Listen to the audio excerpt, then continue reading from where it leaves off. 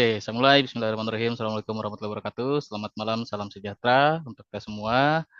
Bapak Kaprodi, Bapak Syed Abdullah, Bapak BAA, Bapak Ikhwan Putra, dan ada Ibu Cian juga sama peserta sidang kita nih malam ini, Mbak Joan, yang tadi sudah dipersiapkan dengan baik, yang sudah menyatakan siap untuk melaksanakan sidang tugas akhir. Saya bukakan sidangnya, nanti setelah saya bukakan, saya akan jelaskan aturan sidangnya, tata cara sidangnya, terus nanti akan saya serahkan ke Mbak Juan ya setelah ada instruksi dari saya.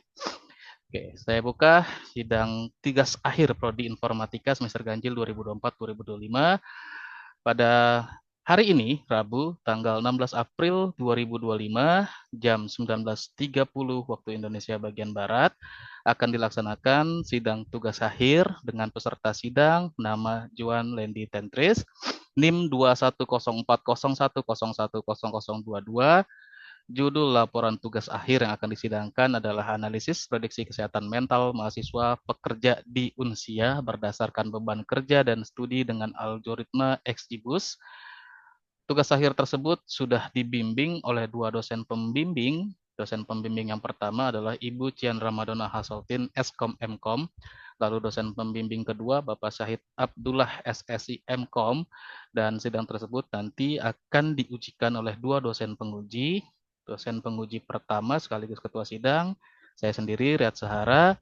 Lalu ada dosen penguji kedua kita yang guest dari Korea ini ya, aktor Korea kita satu ini yang sangat cool bawaannya, Bapak Muhammad Ihwani Saputra, Eskom Mkom. Semoga nanti Bapak Ihwani membawa kebahagiaan buat kita juga ya, seperti sidang-sidang yang sebelumnya. Dan lokasi sidang kita kali ini adalah online via aplikasi Zoom. Sidang nanti akan terbagi menjadi 3 sesi. Sesi pertama, peserta sidang dipersilakan untuk mempresentasikan laporan tugas akhirnya yang sudah dikerjakan dalam kurun waktu maksimal 15 menit. Jadi harap dengan singkat saja penjelasannya, inti-intinya, tapi juga jelas ya. Lalu nanti akan ada sesi pengujian oleh dua dosen penguji, tadi saya dan kedua Pak Iwani, dan nanti sesi terakhir klarifikasi sekaligus pengumuman hasil sidang yang nanti akan dibacakan juga oleh saya. Oke, Mbak Juan, sebagai peserta sidang sudah dipersiapkan semuanya? Sudah, Pak. Oke, kita langsung mulai ya. Ingat ya, waktunya terbatas, jadi manfaatkan dengan sebaik-baiknya. Dipersilahkan, Mbak Juan. Baik, Pak. Terima kasih. Izin share screen. Yuk. Apakah layar saya sudah terlihat, Bapak Ibu? Aman. Oke, Sudah baik. terlihat, Pak. Oke, baik. Saya akan mulai dalam 3, 2, 1. Assalamualaikum warahmatullahi wabarakatuh. Salam sejahtera bagi kita semua. Yang terhormat Bapak dosen penguji Pak Riyad Sahara, SSI MT.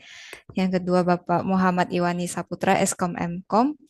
Kemudian yang saya sayangi dosen pembimbing Ibu Cian Ramadona Hasoltin, Eskom Mkom, Bapak Syahid Abdullah, SSI Mkom. Di sini, pada kesempatan kali ini saya akan mempresentasikan tugas akhir saya yang berjudul Analisis Prediksi Kesehatan Mental Mahasiswa Pekerja di Unsia berdasarkan beban kerja dan studi dengan algoritma XGBoost. Pertama-tama saya akan membacakan lembar keabsahan TA saya. Saya yang bertanda tangan di bawah ini nama Joen Lendi Tantris NIM 2104010100022 dengan judul tugas akhir analisis prediksi kesehatan mental mahasiswa pekerja di Unsia berdasarkan beban kerja dan studi dengan algoritma XGBoost. Yang pertama, tugas akhir disusun secara ilmiah yang memenuhi aspek orisinalitas, valid, dan dapat dipertanggungjawabkan. Yang kedua, tugas akhir disusun tidak menggunakan generative AI untuk perbantuan penulisan kalimat atau paragraf atau bab.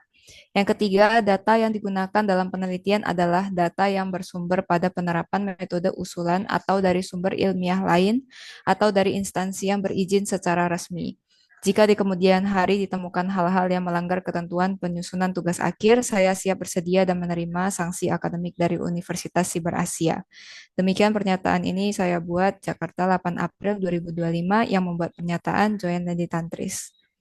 Kemudian kita masuk ke pembahasan, yaitu ada 10 poin yang akan saya bahas. Yang pertama, latar belakang, rumusan dan batasan masalah, tujuan dan manfaat penelitian, metode dan alur penelitian, pengumpulan data dan library yang digunakan, preprocessing data dan feature engineering, pembagian data, pemodelan dan evaluasi, Dan yang terakhir ada hasil analisis.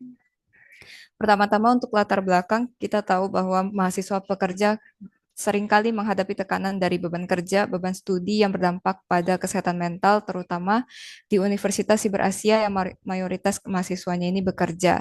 Dan kurangnya perhatian dan penelitian terkait isu ini menunjukkan perlunya pendekatan baru untuk ini.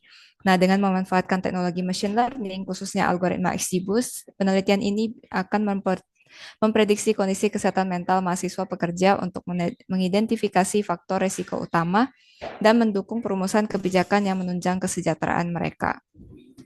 Masuk ke perumusan masalah, yaitu yang pertama untuk identifikasi faktor utama yang mempengaruhi kesehatan mental mahasiswa pekerja di Universitas Siber Asia atau UNSIA, kemudian analisis pengaruh beban kerja dan beban studi terhadap tingkat kesehatan mental mahasiswa pekerja di UNSIA, kemudian pengembangan model klasifikasi untuk memetakan kondisi kesehatan mental mahasiswa pekerja di UNSIA, serta yang terakhir yaitu untuk analisis distribusi dan pola hubungan antar variabel yang mempengaruhi kesehatan mental mahasiswa pekerja di UNSIA. Untuk batasan masalah, yang pertama, penelitian ini terbatas pada hasil survei mengenai kesehatan mental mahasiswa pekerja di UNSIA dengan data penelitian yang dikumpulkan pada semester ganjil tahun akademik 2024-2025 dari 23 November 2024 sampai 7 Februari 2025. Dengan data yang dikumpulkan mencakup variabel beban kerja, beban studi, work-life balance, dan variabel lain yang berkaitan dengan kondisi kesehatan mental mahasiswa. Responden survei tidak mencakup mahasiswa yang tidak bekerja dan tidak mempertimbangkan faktor eksternal seperti faktor ekonomi keluarga dan lingkungan tempat tinggal. Kemudian model prediksi kesehatan mental menggunakan algoritma XGBoost dengan data yang diperoleh dari survei yang disebarkan di forum mahasiswa UNSIA tanpa tambahan data dari institusi lain. Dan yang terakhir hasil penelitian berupa klasifikasi kondisi mental mahasiswa pekerja. Berikutnya masuk ke tujuan penelitian. Yang pertama yaitu mengidentifikasi faktor utama yang mempengaruhi kesehatan mental mahasiswa pekerja di UNSIA, menganalisis dampak beban kerja dan beban studi terhadap kesehatan mental mahasiswa pekerja UNSIA, mengembangkan dan menguji model prediksi kesehatan mental berbasis algoritma XGBoost guna menghasilkan klasifikasi yang akurat sehingga dapat menjadi dasar perancangan kebijakan dan program intervensi untuk meningkatkan kesejahteraan mental mahasiswa pekerja. Dan yang terakhir yaitu menganalisis distribusi dan pola hubungan antar variabel yang mempengaruhi kesehatan mental mahasiswa pekerja melalui visualisasi data. Kemudian untuk manfaat penelitian, ada yang pertama memberikan wawasan kepada mahasiswa pekerja mengenai faktor utama yang mempengaruhi kesehatan mental mereka, sehingga mereka dapat mengelola waktu, pekerjaan, dan kegiatan pembelajaran dengan lebih efektif. Kemudian juga menyediakan model prediksi sebagai alat untuk deteksi dini potensi gangguan kesehatan mental dan memungkinkan intervensi tempat waktu. Kemudian juga memperkaya kajian tentang hubungan antara beban kerja, tekanan akademik, dan kesehatan mental mahasiswa pekerja sehingga menambah referensi bagi penelitian selanjutnya. Selanjutnya kita masuk ke metode penelitian yang dimana penelitian ini menggunakan pendekatan kuantitatif dengan pengumpulan data melalui survei kepada mahasiswa pekerja di UNSIA. Instrumen survei berupa kuesioner skala Likert untuk mengukur variabel beban kerja, beban studi, dan indikator kesehatan mental. Data yang terkumpul diubah menjadi nilai numerik untuk menghitung skor kesehatan mental, lalu diklasifikasikan menjadi kategori baik, sedang, dan buruk. Algoritma XGBoost digunakan sebagai model prediktif untuk menganalisis pengaruh beban kerja dan studi terhadap kesehatan mental. Nah, untuk hasil analisis bertujuan menjadi dasar perumusan intervensi dan kebijakan yang mendukung kesejahteraan mental mahasiswa pekerja. Dan untuk evaluasi model digunakan akurasi skor dan classification report. Untuk alur penelitian terdapat pada gambar dimulai dari pengumpulan data, kemudian dilanjutkan oleh preprocessing data yang meliputi langkah penghapusan kolom data, penyesuaian tipe data, encoding variabel kategorikal, dan penghapus white space. Kemudian untuk fitur, dilanjutkan dengan fitur engineering dengan dilakukan perhitungan composite score, normalisasi skor, dan pengelompokan skor ke dalam kategori. Dilanjutkan dengan pemisahan fitur dan target, dan dilanjutkan dengan pembagian data dengan train data 80% dan tes data 20%. Kemudian data dilatih dengan XGBoost dan dievaluasi. Dan yang terakhir dilakukan visualisasi data. Nah, pertama-tama untuk pengumpulan data dilakukan dengan membagikan kuesioner Google Form pada mahasiswa pekerja Unsia via online melalui forum komunitas mahasiswa dari 23 November 2024 sampai 7 Februari 2025 dengan jumlah data yang diperoleh ada 158. Nah, untuk library yang digunakan terdapat pada gambar tabel berikut, yaitu dengan pandas untuk manipulasi data, NumPy untuk operasi numerik, label encoder untuk encoding variabel kategori, min-max scaler untuk normalisasi data, matplotlib dan seaborn untuk visualisasi data, train test split untuk pembagian data, XGB classifier untuk model yang digunakan, accuracy score dan classification report untuk evaluasi model, serta warnings untuk mengabaikan peringatan yang tidak diperlukan. Berikutnya masuk ke preprocessing. Preprocessing data dilakukan menjadi dua tahap. Yang pertama di Excel yaitu untuk menghapus kolom yang tidak relevan, yaitu ada program studi, bidang industri, tipe, dan deskripsi pekerjaan. Dihapus karena dianggap tidak relevan atau tidak kuantitatif. Kemudian untuk skor DASS 21 dan PSS yang merupakan pertanyaan skalar untuk psikologi ini tidak digunakan karena penelitian fokus pada pengaruh beban kerja dan studi, dan untuk metode mengatasi stres tidak berkaitan langsung dengan variabel utama sehingga untuk variabel ini dihapus. Kemudian untuk preprocessing data dilanjutkan dengan menggunakan Google Colab yang dimana terdapat serangkaian tahapan yang dilakukan. Yang pertama untuk mengkategorikan dan menumerikan variabel unsia, kemudian encoding jenis kelamin, kemudian mengubah tahun studi dan jumlah SKS menjadi angka, dan pendapatan dikategorikan menjadi 4 kelompok. Untuk waktu belajar juga diubah dari kategori ke angka. Untuk kesulitan akademik dan kepuasan akademik juga diubah menjadi skala 1-5. Kemudian untuk jam kerja dibalik skalanya, yang dimana lebih banyak jam kerja memiliki nilai lebih rendah karena dianggap memiliki konotasi negatif. Untuk hasil preprocessing data bisa dilihat pada gambar yang ada di sebelah kiri.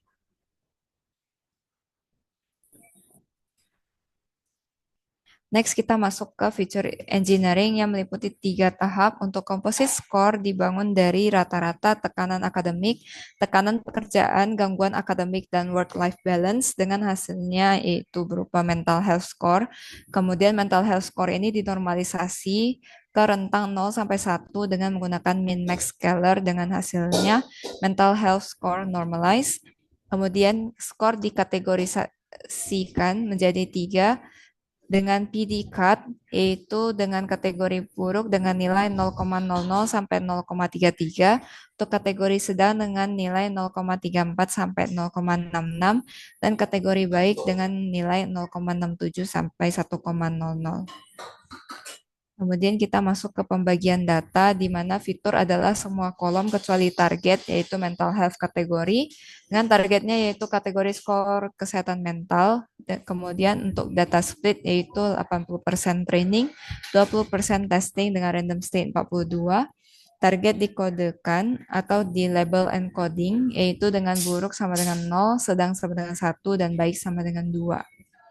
Nah, kemudian dilakukan pemodelan dengan XGBoost dengan model XGBoost classifier. Parameter penting use label encoder diberikan false untuk menghindari warning. Eval metric mlog loss untuk klasifikasi multi-kelas. Untuk code-nya bisa dilihat pada gambar. Berikutnya kita masuk ke evaluasi model. Bisa dilihat pada confusion matrix berikut untuk model dengan kinerja tinggi, terutama pada kelas buruk yang dimana kesalahan prediksi hanya ada 1 dan kesalahan prediksi utama terjadi pada kelas baik dan sedang di mana kesalahan prediksi lebih tinggi.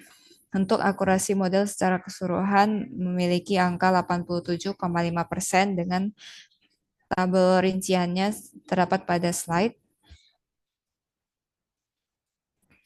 Berikutnya kita masuk kepada hasil analisis.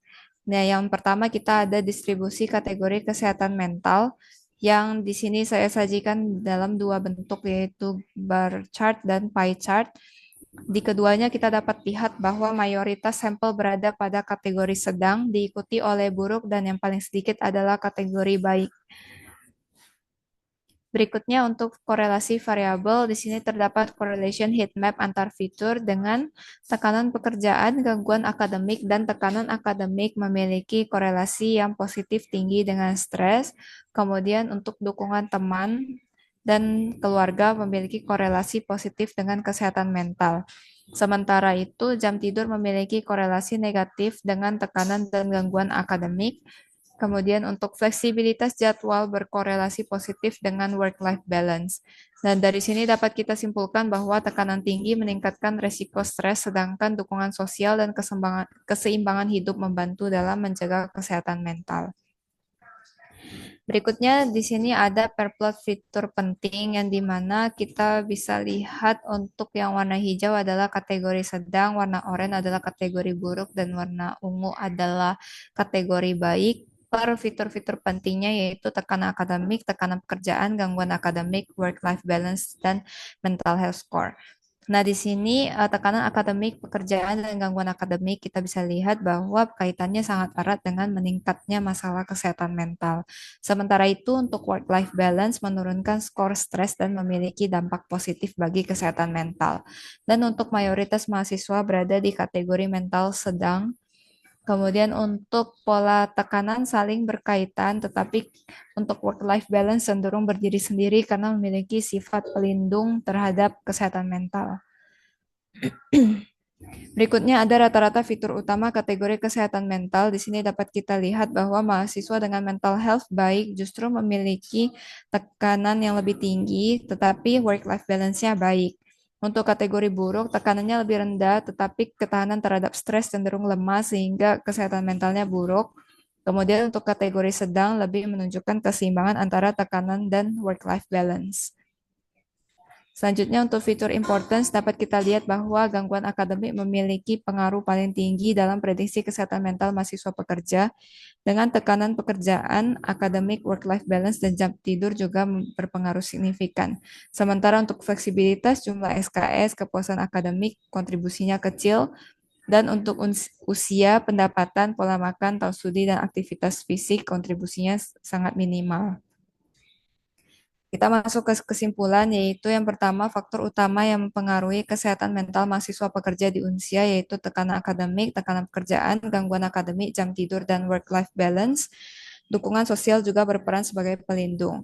Yang kedua, beban kerja dan studi mempengaruhi kesehatan mental dengan mahasiswa yang tekanannya lebih tinggi, cenderung memiliki skor kesehatan lebih buruk, meskipun coping mechanism dan dukungan sosial dapat memperkuat daya tahan kesehatan mental.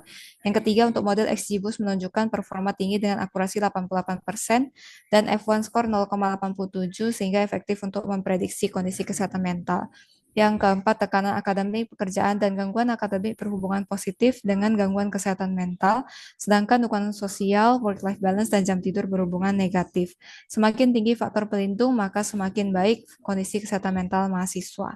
Untuk saran bagi penelitian ini, yang pertama menambahkan fitur baru dan melakukan tuning lanjutan untuk meningkatkan akurasi model, dan juga menerapkan model untuk monitor kesehatan mental secara real time. Kemudian juga disarankan dapat meneliti lebih lanjut faktor demografis, psikologis, dan coping mechanism, dan kita dapat menggunakan temuan ini untuk dasar kebijakan kampus dan kerja, misalnya di work-life balance dan dukungan sosial. Dan sekian untuk presentasi saya pada malam hari ini. Terima kasih banyak. Mohon maaf jika ada salah kata. Terima kasih, Bapak Ibu. Oke, Mbak Juan, terima kasih atas presentasinya, sudah sangat jelas. Kita lanjut sesi berikutnya ya, sesi pengujian untuk diujikan nih, laporan apa tugas akhir yang sudah Pak Juan lakukan ya, penelitian tugas akhirnya. Pak Iwani mau duluan atau saya?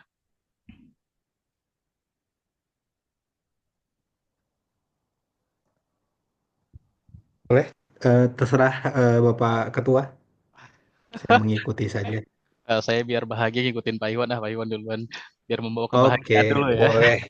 Ayo, Siap. Pak, Makasih Pak Riyad silakan. dan Yuk. juga izin Pak Syahid dan Bu Cian ya dan Mbak Juan ini. Ini menarik sih. Ini kan kalau nggak salah sama ya, tema besarnya itu sama dengan Mas Antonius Sigit gitu-gitu ya, Mbak Juan. Masalah mental semua nih. Iya, Pak. Oke, kalau seperti itu. Nah, ini kan kalau kita lihat dari paparan yang sudah dijelaskan oleh Mbak Joan ini terkait dengan tadi temanya analisis prediksi kesehatan mental mahasiswa pekerja di Unsia berdasarkan beban kerja dan studi dengan algoritma SGBUS. Nah, ini cukup umum nih digunakan oleh teman-teman terkait dengan tugas akhir. Jadi kurang lebih berjalan 3 semester ini rata-rata menggunakan SGBUS semua ya. Nah, mungkin izin ya untuk saya pertanyaan pertama nih terkait dengan filosofis dan pendekatan konseptual yang sudah dikerjakan oleh Mbak Johan ini. Mengapa sih Mbak Johan itu memilih nih pendekatan prediktif tadi berbasis machine learning terhadap isu kesehatan mental yang seperti yang kita tahu itu sebenarnya sifatnya kompleks dan subjektif. Dan apakah Mbak Joan itu mempertimbangkan tadi ya bahwa menggunakan algoritma SGBUS ini bisa terlalu deterministik terhadap hal yang semestinya bersifat personal. Itu sih. Boleh dibantu untuk bisa dijelaskan sesuai dengan apa yang sudah Mbak Joan kerjakan seperti itu. Baik, Pak. Terima kasih atas pertanyaannya. Pertama-tama, kenapa saya ambil tema kesehatan mental? Karena personal interest juga ya. Karena memang dari dulunya suka eh, apa namanya suka meneliti tentang yang namanya kesehatan mental dan juga ini sebenarnya penelitian lanjutan Pak dari sebelumnya di mata kuliah metodologi penelitian. Nah, kemudian untuk memang kesehatan mental ini sifatnya subjektif, tapi saya yakin untuk penilaian kesehatan mental sendiri bisa kita bikin dengan yang namanya skala Likert ya. Makanya di sini saya menggunakan pendekatan kuantitatif karena untuk pendekatan kualitatif itu lebih konteksnya mungkin lebih ke psikologi ya Pak. Dan kemudian untuk Hmm. ini karena kita machine learning, em, jadi saya pikir untuk prediksi dan klasifikasi ini untuk diangkakan akan lebih efektif dan juga kenapa memakai algoritma XGBoost itu karena saya udah research beberapa jurnal sebelumnya bahwa XGBoost ini memiliki kinerja yang baik dalam memprediksi gitu Pak. Dan untuk dalam hal kesehatan mental sendiri untuk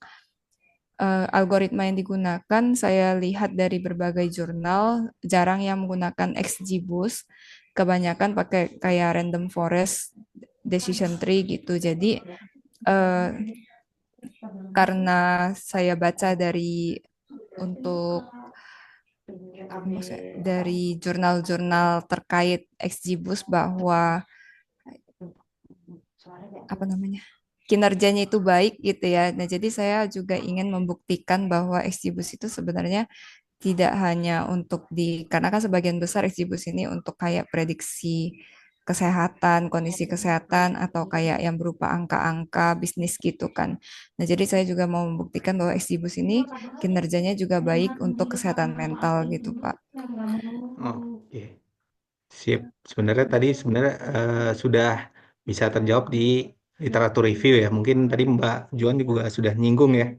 Ya, Pak. Sudah dilakukan literatur review dan sudah membandingkan gitu sih.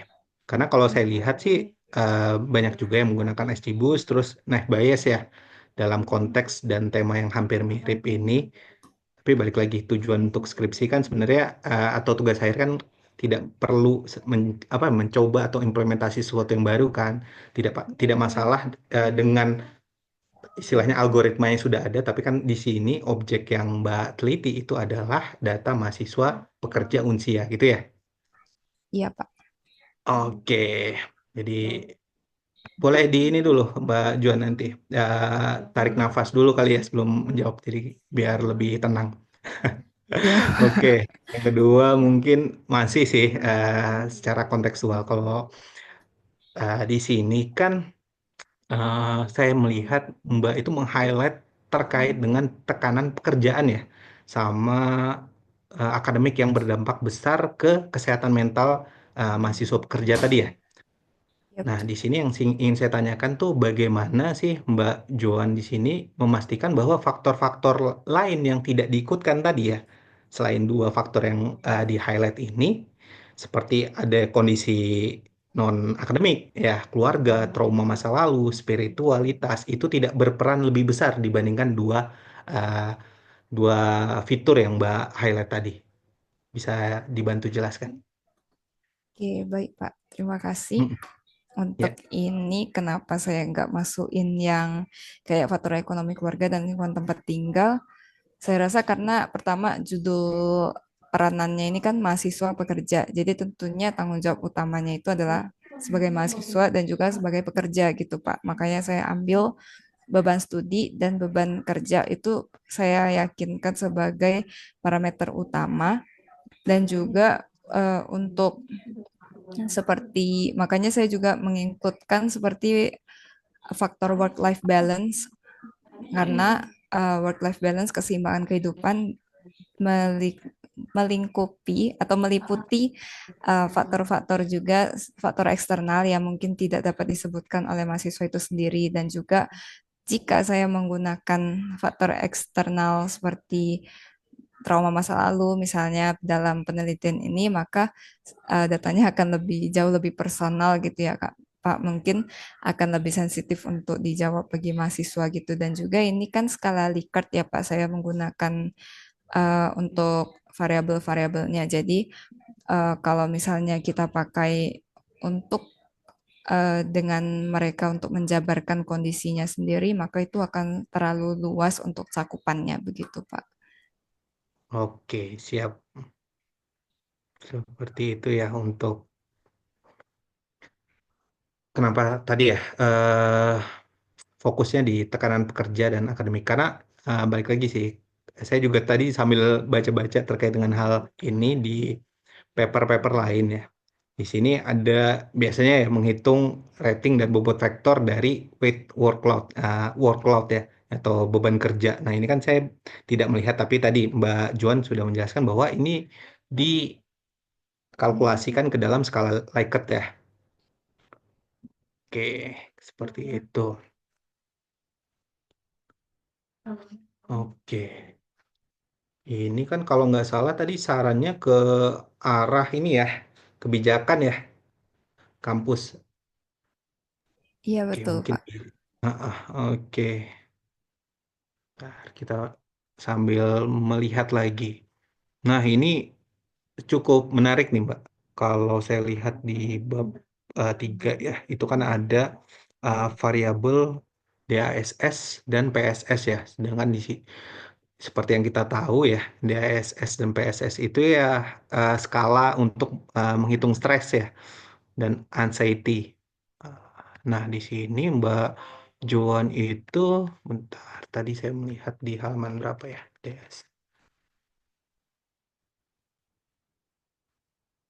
Di halaman 11. Jadi di sini pertanyaan skalar penilaian kesehatan mandiri atau DASS dan skala stres atau PSS ini disusun 21 pertanyaan dan 10 pertanyaan. Benar ya, Mbak? Tapi di bagian bawahnya itu tidak mengaitkan atau tidak menggunakan dua metode ini. Itu korelasinya seperti apa ya? Jadi di atas disebutkan membuat dengan 20 pertanyaan DASS dan 10 pertanyaan PSS, sedangkan di paragraf setelahnya itu tidak menggunakan skor tersebut sebagai label ground truth klasifikasi. Bisa dibantu dijelaskan nggak sih, Mbak Juan? Boleh, Pak. Jadi sebenarnya niat awalnya karena waktu saya research itu ketemu yang namanya ada pertanyaan like Mm-mm. instrumen penilaian untuk mental health gitu yang berupa DSS dan PSS. Nah, Mm-mm. terus saya juga sebenarnya ingin mengujikan ini di machine learningnya itu. Hanya saja uh, ternyata sebenarnya untuk DSS dan PSS ini tanpa pakai machine learning juga kita udah bisa tahu untuk kondisi kesehatan mental seseorang. Nah, tetapi karena di sini kan yang saya identifikasi atau yang saya analisisnya itu lebih ke mahasiswa pekerja gitu ya, di mana saya ingin tahu korelasi beban studi dan beban kerja sama kesehatan mental mereka itu seperti apa. Nah, jadi eh, karena di luar dari pertanyaan DSS dan PSS, saya juga ada taruh pertanyaan yang bertujuan untuk menilai kesehatan mental mereka. Tapi yang bukan pertanyaan DSS dan PSS, ada juga pertanyaan untuk menilai kesehatan mental mereka di survei itu. Dan jadi saya juga dapat mendapatkan gambaran tentang bagaimana kondisi kesehatan mental mereka tanpa em, pertanyaan DSS dan PSS ini sendiri. Dan juga sebenarnya juga sempat saya uji untuk di machine learningnya di awal-awal itu sempat saya uji dan itu sebenarnya waktu pakai DSS satu sama PSS dan versus nggak pakai itu penelitiannya hasil akurasinya juga sama aja Pak. Jadi eh, itu tidak berpengaruh signifikan pada skor apa namanya skor XGBoost-nya saya gitu Pak. Oke. Berarti dipakai nggak nih di sini, Mbak? Jadi pada akhirnya tidak saya pakai Pak karena Berarti nggak. ini cuma Heeh. pertanyaan skalar Pak. Oke, berarti nggak usah disebutin ya, Kak ya? Iya Iya nggak Pak. sih? Kalau nggak dipakai, terus nggak di ini, tapi disebutkan, terus di bawahnya dibantah sendiri oleh Mbak Juan, kayaknya agak ambigu. Makanya saya tadi sampai searching terkait dengan DASS dan PAS ini. Itu seperti apa, dan tadi ya Mbak Juan juga sudah jelaskan. Nah, kalau memang tidak dipakai kan harusnya bisa kita hapus ya, atau eliminir dari naskah yang sudah Mbak Juan buat. Terus mungkin dua pertanyaan lagi ya. Yang selanjutnya itu di sini kan Mbak buat composite score sendiri dari 4 variabel ya. Benar nggak sih? Tekanan akademik, pekerjaan, terus gangguan akademik dan work-life balance tadi ya. Iya Apa betul Pak. oke? Nah, ada nggak sih justifikasi ilmiah yang Mbak Joan gunakan untuk tadi ya eh, dalam rata-rata sederhana untuk menggabungkan skor-skor tadi menjadi label mental health.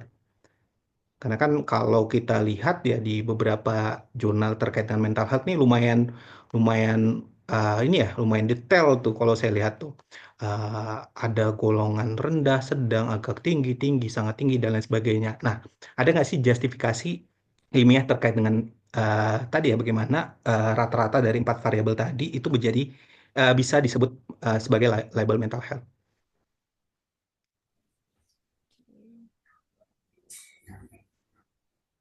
Baik, terima kasih pertanyaannya Pak. Untuk Ya. composite score memang saya ambil dari tekanan akademik, pekerjaan, gangguan akademik, dan work-life balance. Karena sebagai mahasiswa pekerja, pertama tentunya faktor utama itu tekanan akademik dan tekanan pekerjaan. Kemudian tentunya karena kita bekerja sambil eh, menempuh studi, tentunya ada gangguan-gangguan dalam menempuh studi ini sendiri, baik dari faktor pekerjaan maupun faktor personal, atau mungkin dari faktor karena rutinitas pembelajaran itu sendiri. Dan tentunya work-life balance juga sangat berpengaruh. Nah, di sini juga sebenarnya sebelumnya saya juga ada melakukan literature review tentang sejumlah jurnal yang membahas tentang kesehatan mental mahasiswa dan juga beberapa tentang mahasiswa pekerja juga. Nah, jadi di situ memang kebanyakan dari hasil penelitiannya itu memang faktor yang besarnya itu dari beban studi dan work-life balance dan gangguan akademik, pekerjaan gitu, Pak. Dan juga ada dari seperti dukungan sosial gitu ya. Tapi di sini saya tidak includekan di composite score karena dukungan sosial dan lain-lain itu seperti kayak faktor dukungan gitu, Pak. Nah, jadi dari survei yang udah saya lakukan untuk data-data yang data variabel yang memang eh, memiliki korelasi langsung pada kesehatan mental, itulah yang saya pakai buat di composite score gitu, Pak. Oke, berarti dari ini literatur review juga ya pada akhirnya. Iya, betul, Oke, Pak. ini sih. Terus terkait dengan data nih, ini kan data setnya 158 responden ya, Mbak Juan. Iya, Ini lumayan kecil ya. Ini padahal bisa nih Pak Riyad, Bu Cian, Pak Syahid, saya juga bisa masuk nih kan kita lagi menjadi mahasiswa pekerja juga, walaupun bukan di Unsia ya. Boleh boleh dimasukkan sebenarnya tadi tuh. Eh, izin, saya bertanya terkait dengan data ini. ini kan untuk ukuran data set itu kan kecil ya, Mbak. Itu gimana sih Mbak Juan mengatasi kemungkinan terjadinya underfitting ataupun overfitting dalam model dengan data yang tadi relatif kecil itu 158 responden. Oke, Pak. Untuk ini, untuk surveinya kebetulan saya blastnya itu secara random juga ya. Jadi ini kayak sampling random karena di kampus juga kan kita juga ada 5 prodi dan juga berbagai angkatan. Jadi sebenarnya memang ini saya blast kayak di prodi informatika, bahkan sampai ke prodi sebelah dan prodi seberang juga saya sebarkan gitu ya, Pak ya. Dan karena ini metodenya bisa kita sebut sebagai metode sampling dan pekerja mahasiswa pekerja kita juga kan domisilinya beragam, pekerjaannya juga beragam. Dan untuk kategori kesehatan mental sendiri, saya yakin untuk ini itu datanya masih aman, Pak. Dan sebelumnya juga sebelum saya olah kan tentunya ada kita yang namanya proses exploratory data analysis ya. Jadi secara keseluruhan data ini masih aman, Pak, karena memang berdasarkan real life condition, bukan hanya untuk sekelompok tertentu yang mungkin hanya semester tertentu dan prodi tertentu, tapi ini secara meluas dan meskipun datanya kecil, tapi ini cukup menjawab dari perwakilan masing-masing mahasiswa gitu Pak, karena ada dari berbagai angkatan, berbagai kelompok usia dan juga berbagai prodi gitu Pak. Oke. Tidak mungkin berarti terjadi underfit ataupun overfit di modelnya Mbak Juan. Tetap ada kemungkinannya, tapi saya yakin Nah, kemungkinannya itu kecil maksud Pak. saya gimana memastikan untuk bahwa model untuk mengatasi kemungkinan underfitting dan overfitting di dalam model yang sudah Mbak Juan buat. Untuk mengatasi.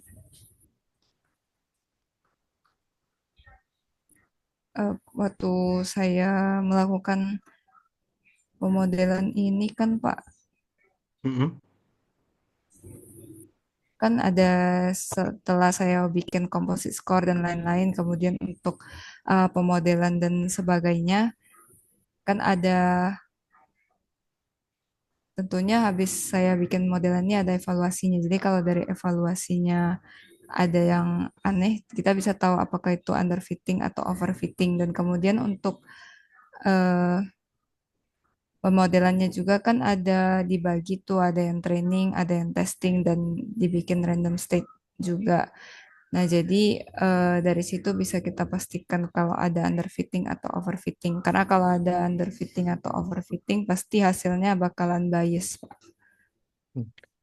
Mungkin di pembagian data ya, data training, data testing, kan kalau saya lihat ini 80-20, apakah sudah seimbang, terus penggunaan algoritma XGBoost-nya sendiri untuk mendukung regularisasi dan lain sebagainya ya, sebenarnya banyak sih untuk memastikan bahwa nantinya model itu bisa berjalan tidak underfitting ataupun overfitting.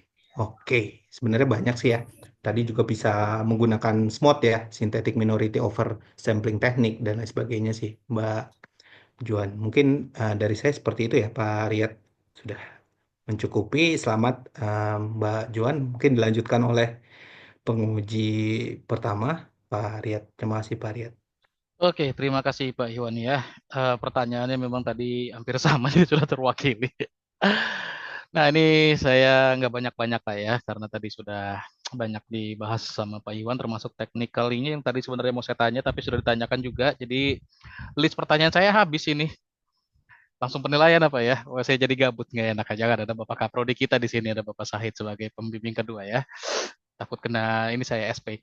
Oke, pertanyaan yang pertama yang muncul lagi di list saya. Pertama ya, baru pertama ya satu itu. Mbak Johan, kenapa mau lulus cepat-cepat? Random banget pertanyaannya ya, Pak. Ini ada pertanyaan di list saya ini masalahnya. Pertama karena motivasi dari awal kuliah memang mau lulus 7 semester sih, Pak. Oh gitu. Biar gak banyak keluar biaya juga, kasihan ortu. Hmm.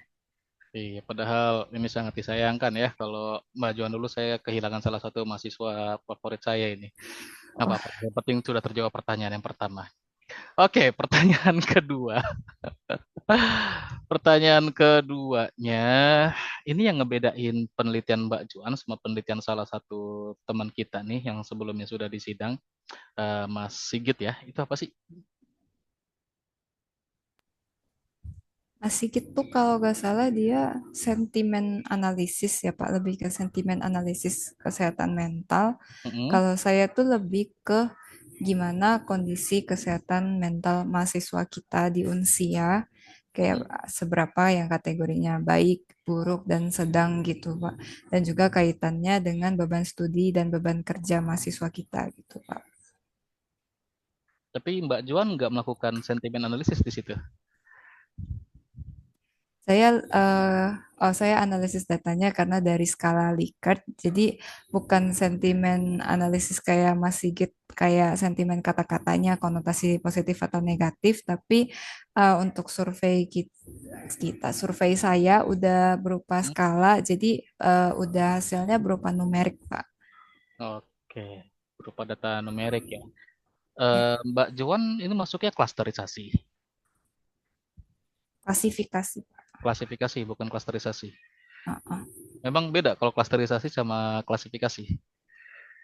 Clustering dibagi per kelas, kalau klasifikasi bagi per kategori gitu, Pak. Gimana tadi? Klasifikasi. Klasifikasi bagian kategori berdasarkan yang udah ada, kayak kayak udah ada apa ini namanya, kayak Atributnya. aturan-aturannya Oh, gitu.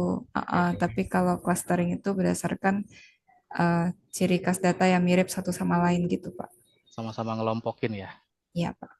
Oke, klasifikasi ke arah prediksi ya. Alright, terus suara catatan saya. Oke. Nah, ini kan datasetnya Mbak Joan ini dari kuesioner yang bentuknya kuesioner psikologis ya. Terus udah ada labelnya atau belum? Di datasetnya ya, Pak ya. Hmm, datasetnya kan jenisnya kuesioner, terus kuesioner tersebut udah berlabel ya? Iya, Pak. Udah berlabel, artinya udah terstruktur belum sih datanya? Terstruktur, Pak. Oke, datanya sudah terstruktur. Dilihat dari sudah ada struktur yang jelas, ya ada kolom-kolomnya, udah ada labelnya. Kalau atributnya udah ada belum? Atribut apa, Pak? Hmm? Atribut sama label kan sama ya. Wah, Ya, kejebak Pak. nih. Oke, terus kalau misalkan sudah seperti itu di bagian eksplorasi datanya yang dilakukan Mbak Joan nggak banyak dong ya? Iya, Pak. Bisa dilihat dari Google Form-nya ini, Pak. Kan bisa otomatis terlihat grafiknya Mm-mm. gitu, Pak. Dari situ, Pak. Oke, tadi juga saya ngeliat ada beberapa yang eksplorisasi, salah satunya paling itu kayak samain tipe datanya ya kalau nggak salah tadi tuh Iya, Pak. nge-convert ke numbering ya. Mm. Oke, ini datanya kan berupa teks ya. Ada yang teks, ada yang angka, Pak. Oke, ada yang teks, ada yang angka. Kenapa Mbak Joan nggak pakai kayak teknik yang lain ya, kayak misalkan ada TF-IDF factorizer, terus ada yang BERT juga. Kenapa sih nggak dipakai itu? Padahal kalau misalkan dipakai untuk preprocessing data, kalau datanya berupa survei, terus apalagi teks gitu ya, apalagi kalau misalkan Mbak Joan datanya kompleks nih, kalau pakai BERT atau si TF-IDF itu ya, si factorizer itu lebih, kalau saya sih pengalaman lebih optimal. Tapi nggak tahu kalau misalkan Mbak Joan sendiri punya pendapat yang berbeda. Izin Pak, sebenarnya ini saya terinspirasi dari berbagai metode penilaian untuk kesehatan mental. Jadi rata-rata untuk menilai kesehatan mental itu memang datanya numerikal gitu Pak. Jadi nggak pakai yang lain-lain gitu Pak. Jadi dari sini saya di machine learning kan gitu istilahnya Pak. Oke. Oke, jadi jawabannya make sense. Terus, oke. Tadi kan ada skala ya, skala apa? Skala Likert ya, Mbak John pakai itu ya. Iya, skala Likert Pak. Nah, pada saat mengkalakan itu pernah nggak ketemu ada data imbalance?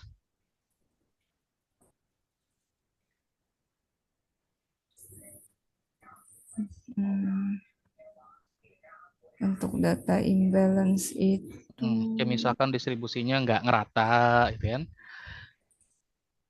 Soalnya kan tadi yang ditanyakan Pak Iwan sih sebenarnya nyambung gitu ya, karena data yang dipakai Mbak Juan ini relatif sedikit sih ya. iya betul Pak.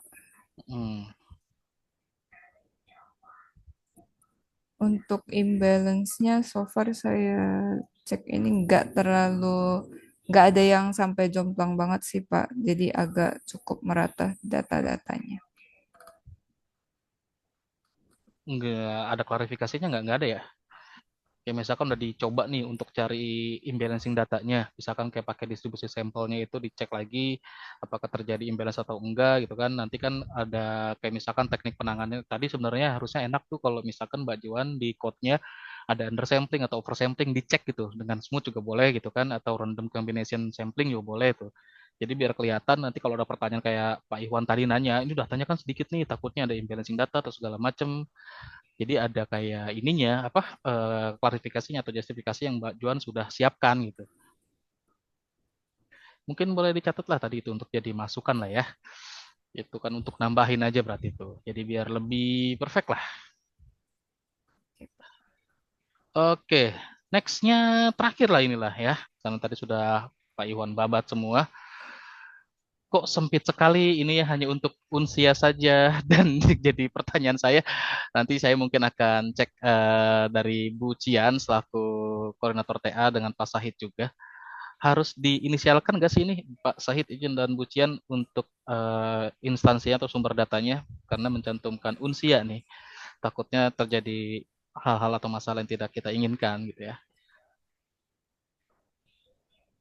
atau harus diinisialkan saja gitu misalkan perguruan Oh tinggi iya, gitu, salah satu universitas gitu. iya.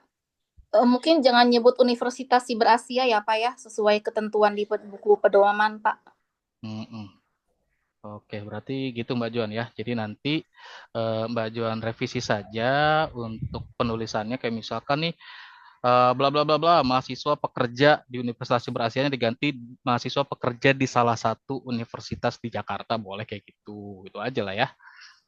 Jadi si unsianya mungkin bisa diinisialkan atau bisa di hide gitu lah. Itu aja sih dari saya. Kalau Mbak Joan sendiri ada mau ditanyakan ke saya, waduh gantian nih penguji ditanya. Jarang-jarang. Mungkin ada tadi pertanyaan saya kurang jelas, atau ada catatan dari saya atau dari Pak Iwan juga kurang jelas, boleh ditanyakan dulu di sini sebelum jadi catatan perbaikan Mbak Joan. Um,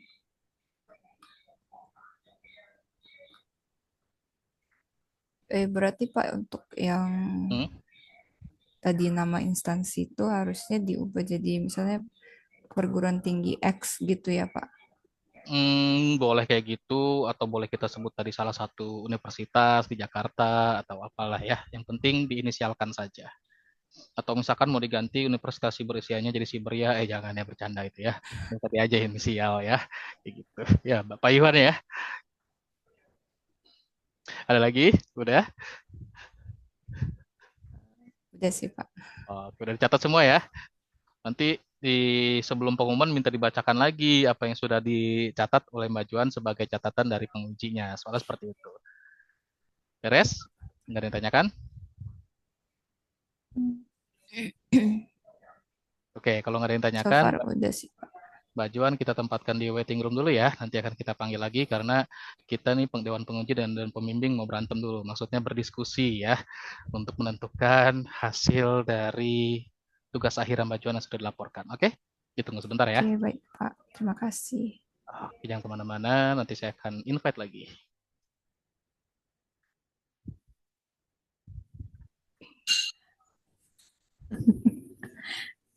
Sabar.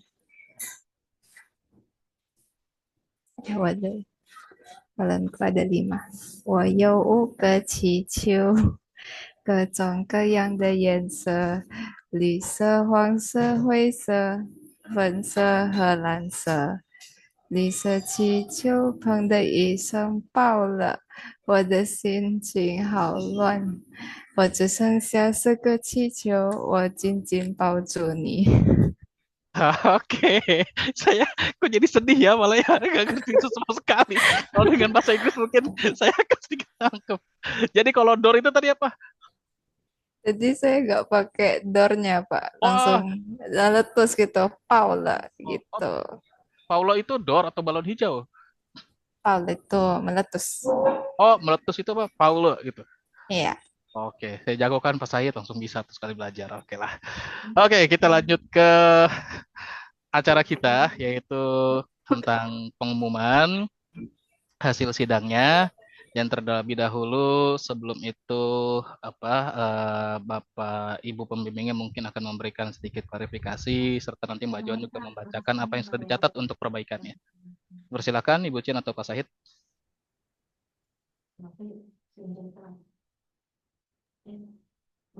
Oh iya, mungkin saya dulu ya. Oke, Mbak Jan tadi cukup ini ya, penampilannya cukup oke ya, jadi sudah cukup lugas dalam penyampaian presentasinya gitu ya. Dan tadi pertanyaan-pertanyaan dari pembimbing, dari penguji juga sudah dapat terjawab semua gitu ya, meskipun tadi ada beberapa 1-2 pertanyaan yang agak ragu-ragu gitu menjawabnya, pendengarannya. Oke, tapi ya tadi betul mungkin yang sampaikan Pak Ihwani tadi ya, tadi ada beberapa masukan yang itu dipastikan dari dicatat semua ya Mbak Juan ya, dan semua dan tadi dilakukan perbaikan. Mungkin tadi ada sedikit yang agak teknis ya, saya ingin komentari dari Pak Ihwani masalah penilaian DASS dan apalagi itu satunya Mbak Juan itu kan sebenarnya tujuannya untuk labeling ya sebenarnya di awal ya. Itu sebenarnya jangan dihilangkan gitu, malah itu kan tujuannya untuk labeling. Jadi tapi itu kayaknya kurang tegas itu disampaikan di tulisannya. Ya, jadi itu nanti perlu mungkin ditambahkan ya untuk penggunaan DASS tadi dan apalagi satunya saya lupa itunya. Ya nanti boleh nanti kita habis ini berkomunikasi lebih lanjut.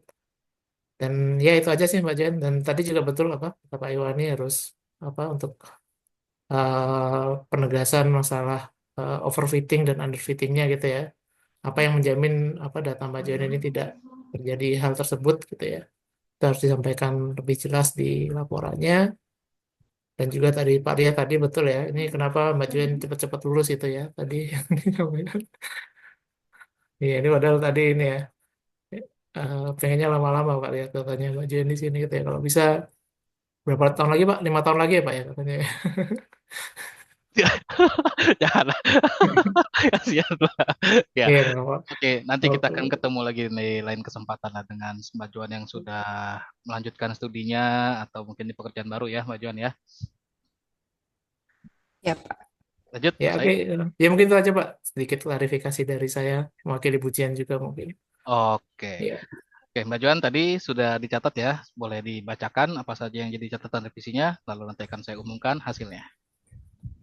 Boleh, Pak. Jadi kalau dari catatan saya yaitu untuk DASS dan PSS tadi ya yang kalau misalnya tidak terpakai nggak usah tertulis dari Pak Iwani. Terus juga bisa untuk mengecek underfitting dan overfitting bisa menggunakan SMOT dan teknik lainnya. Kemudian untuk pengecekan data supaya untuk mencegah bias, selain pada saat EDA di exploratory, kita juga harusnya ada sampling gitu untuk mengecek datanya. Sama untuk nama perguruan tinggi harusnya disamarkan dan juga supaya pertanyaan survei pengolahannya lebih optimal bisa memakai cara TF-IDF dan cara serupa. Gitu Pak dari note saya. Oke, sudah good. Nah, kita lanjut ke acara akhir nih ya, pengumuman ya. Saya bacakan sekaligus nanti setelah ini juga akan saya tutup ya, sidang tugas akhir ya. Oke, berita acara sidang tugas akhir program studi PJJ Informatika S1 semester ganjil tahun akademik 2024-2025 Universitas Siber Asia pada hari ini Rabu tanggal 16 April 2025 yang dimulai tadi pukul 19.30 waktu Indonesia bagian Barat sampai dengan jam 8 lewat 36 malam telah diselenggarakan sidang tugas akhir atas nama peserta, nama mahasiswa Joan Lendi Tentris, nomor induk mahasiswa 2104010101022, program studi PJJ Informatika, judul tugas akhir yang sudah diseminarkan atau dilaporkan, analisis prediksi kesehatan mental mahasiswa pekerja di Unsia berdasarkan beban kerja dan studi dengan algoritma XGBoost, skema tugas akhir prototype, lokasi sidang tugas akhirnya online di aplikasi Zoom. Tugas akhir tersebut sudah dibimbing oleh dosen pembimbing 1, Bucian Ramadan Hasaluddin Eskom Mkom, dosen pembimbing 2, Syahid Abdullah, Bapak Syahid Abdullah SSI Mkom, dan sudah diujikan oleh 2 dosen penguji. Dosen penguji yang pertama sekaligus ketua sidang, saya sendiri Riyad Sahara, lalu ada dosen penguji 2, Bapak Muhammad Ihwani Saputra Eskom Mkom. Berdasarkan penilaian dari Dewan Dosen Penguji dan Pembimbing, maka mahasiswa tersebut dinyatakan lulus dengan perbaikan. Selamat Mbak Joan. Sampaikan salam bahagia ini, kabar bahagia ini kepada keluarga Mbak Joan ya. Bahwa Mbak Joan ini sudah menempuh finalnya, tugas akhirnya dengan sangat baik, dengan hasil yang memuaskan. Tentunya nanti hasilnya bisa dilihat di Siakat dengan nilai berapa, yang mendapatkan rate berapa gitu ya, kategori apa, yang pasti memuaskan lah. Tapi dengan catatan perbaikan yang harus Mbak Joan lakukan perbaikannya dalam kurun waktu 1 minggu ke depan, intens lagi sama dosen pembimbingnya untuk menyelesaikan revisi ya, untuk memperbaiki laporan tugas akhirnya lalu dilaporkan ke dosen pengujinya. Oke, demikian berita acara pelaksanaan sidang tugas akhir dibuat untuk diketahui dan dipergunakan sebagaimana mestinya. Sekali lagi selamat untuk Mbak Joan. Mungkin ada yang mau disampaikan Mbak Joan sebelum kita akhiri? Nah, terima kasih banyak Pak Riyad, Pak Iwani sebagai dosen penguji, dan Pak Bucian dan Pak Syahid sebagai dosen pembimbing. Thank you so much. I wouldn't have done it without all of you. Oke. Pak Iwani ada yang mau disampaikan sebelum saya tutup? Oke, sudah dirangkum kayaknya oleh Pak Riyad, Pak Syahid tadi ya. Bagaimana sebenarnya kita itulah menanyakan kenapa lulus cepat itu ya. Walaupun Jadi agak itu pertanyaan intinya ya. iya. Karena balik lagi sebenarnya kita juga senang dari prodi, terus dari Bapak Ibu dosen tuh senang ketika ada teman-teman yang aktif ya, Pak Riyad ya, Pak Syahid, Bu Cian, gimana teman-teman tuh bisa menghidupkan prodi lah dalam hal ini himpunan, terus bergerak di lini-lini mahasiswa yang itu belum kita rasakan di mungkin di angkatan-angkatan sebelumnya. Nggak tahu nanti apakah ada penerus yang seperti angkatannya teman-teman ini. Seperti itu sih. Yang kedua mungkin ya tadi ini sudah langkah akhir sih, tinggal nanti bagaimana Mbak Joan menyelesaikan revisi yang tadi sudah disampaikan juga.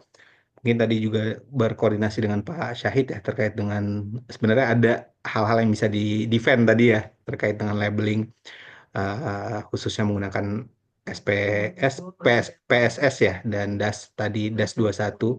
Nah itu sebenarnya kalaupun memang buat tujuannya buat labeling dan memang harus ada nanti tinggal di bold saja di bagian tersebut. Seperti itu sih Mbak Joan. Jadi sekali lagi selamat buat Mbak Joan. Mungkin ini menjadi langkah baru ya bagaimana nantinya di kehidupan Mbak Joan. Mbak Joan sudah menyandang gelar sarjana komputer ya. Seperti itu. Dan mungkin nantinya ketika memang Unsia membuka ya untuk magister komputer atau ilmu komputer, nah mungkin Mbak Joan jika tertarik bisa bergabung kembali ke Unsia. Seperti itu sih. Terima kasih banyak sekali lagi. Wassalamualaikum. Waalaikumsalam. Wah, udah selesai ya.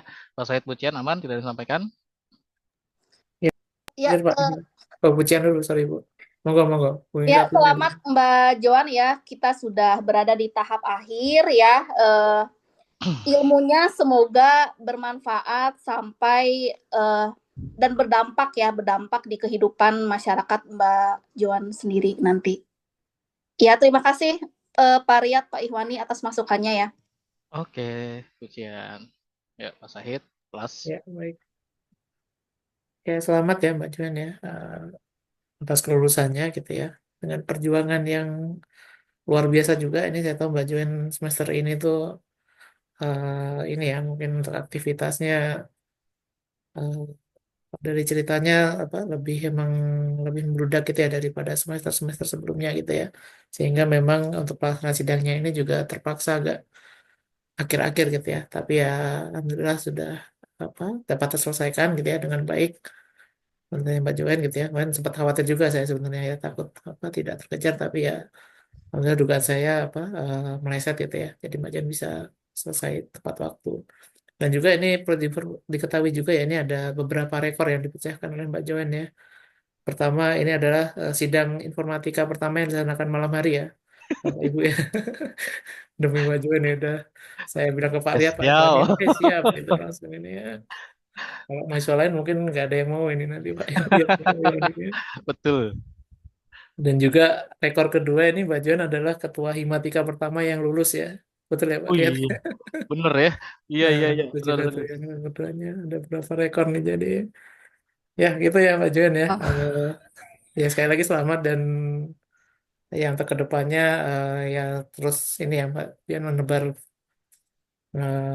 bermanfaatan ya buat di sekitarnya dan juga nanti jangan sampai lupa ya dengan Unsia dan juga harapannya bisa membawa nama baik Unsia ke depannya gitu. Oh, Oke itu Pak Riyad dari saya. sip. Thank you, Pak. Terima kasih juga Pak Sahid ya, sekaligus nambah satu ya. Selalu kangen dengan Join Now ya. Dan itu penyemangat kita tuh, karena harus disegerakan ya. Kalau ada now itu nggak pakai entar berarti harus sekarang. Nah itu salah satu mode disiplin kita ambil nilai positif atau nilai baiknya ya. Bukan begitu Bapak Iwan ya. Dan Bu Besti ini Bu Cian.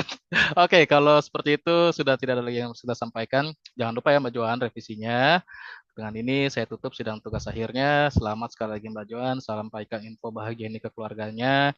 Dan nanti di akhir minggu selamat berweekend dengan tenang ya. Itu saja. Sekian. Terima kasih banyak. Assalamualaikum warahmatullahi wabarakatuh. Selamat malam semuanya. Salam sejahtera. terima kasih Pak. Selamat malam.